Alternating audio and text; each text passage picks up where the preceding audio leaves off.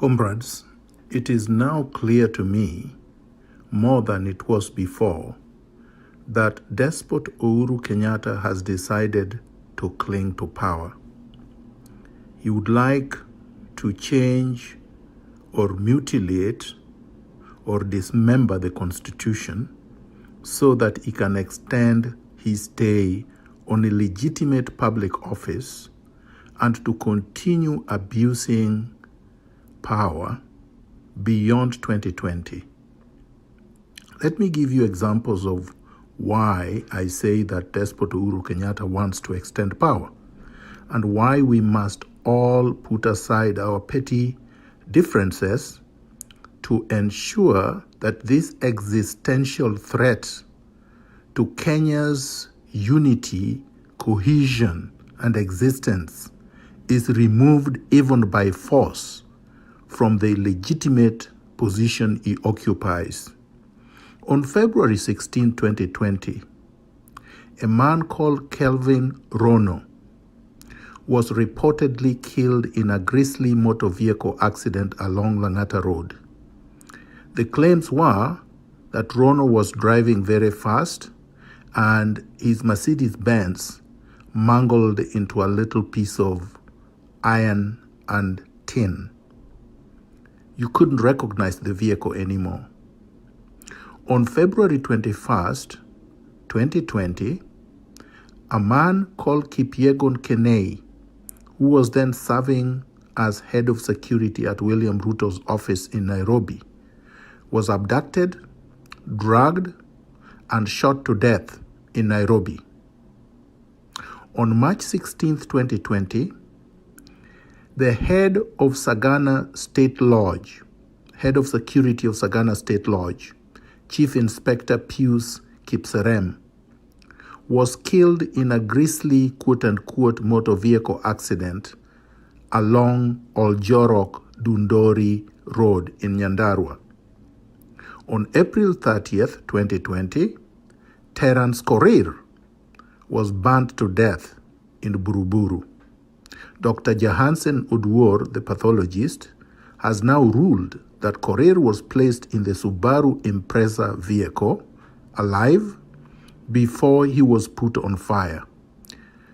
You all know who drives the Subaru vehicles in Kenya: the Kwekwe Squad, and now the so-called Sting, formerly the Flying Squad. You know the head of Kwekwe Squad and the Flying Squad is none other than despot Uhuru Kenyatta. Is the one who gives the orders. Uhuru Kenyatta is using the COVID-19 pandemic as a cover, as a convenient cover to execute all senior Kalenjin security officers and to have an hostile takeover of the Jubilee Party before putting into high gear his mechanisms of clinging to power. All these deaths are connected in two ways. Number one, all the young men that died are Kalenjin young men, either currently serving or actively serving in Kenyan security forces and stationed in very sensitive places like Sagana State Lodge is where Uhuru Kenyatta meets with his Kikuyu mafia to cook up the plot to cling to power.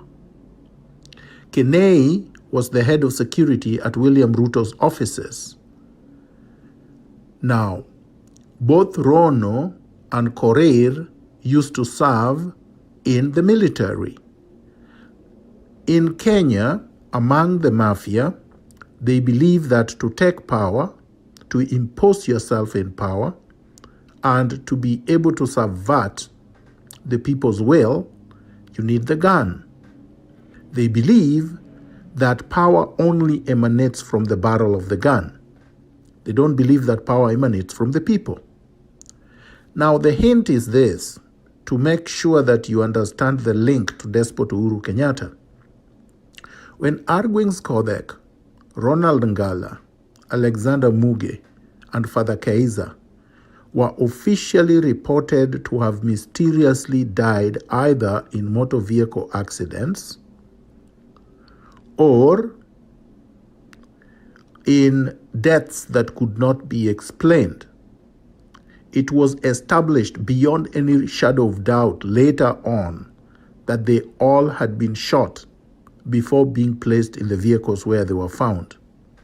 When Dr. Robert Ouko was found dead on Gotalela and burnt after having been shot in the head, we were told that Dr. Ouko took a helicopter from his house in Muhoroni, flew over Gotalela, threw himself from the helicopter, landed on the ground on his feet, took a gun, shot his head, took a kerosene jug, poured kerosene over his body, lit himself and burnt himself to death. Crispin Odhiambo, who was shot to death in Nairobi, in the morning, his killers have never been found. General Joseph Nkaiseri, whom they injected with plutonium, his killers have not been arrested. They have never ever even tried to look for his killers. Mutula Kilonzo and Justice Otieno Dek also mysteriously died before they put blue pills next to their beds to make it look like the deaths came from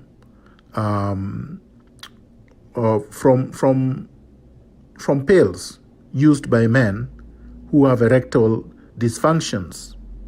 The truth is that they all had been executed before their deaths. During my illegal incommunicado detention in February 2018,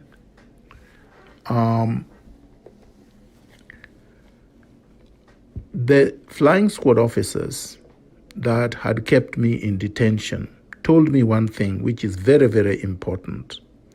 They all expressed their fear that they would not live to retire peacefully and enjoy the company of their spouses or their children or their grandchildren, because they had carried out very bad things which the higher ups, meaning Uhuru Kenyatta and the rest, would not want to leak out. So this is my message to Kenyans, wherever you are, whatever your ideological inclinations are, whatever your perceived interests are, whatever your ethnicities and tribes are. This is Uhuru Kenyatta is an existential threat to the Republic of Kenya. And the sooner you realize that, so that you take him out, the better. We must work together to remove Uhuru Kenyatta from power. Viva!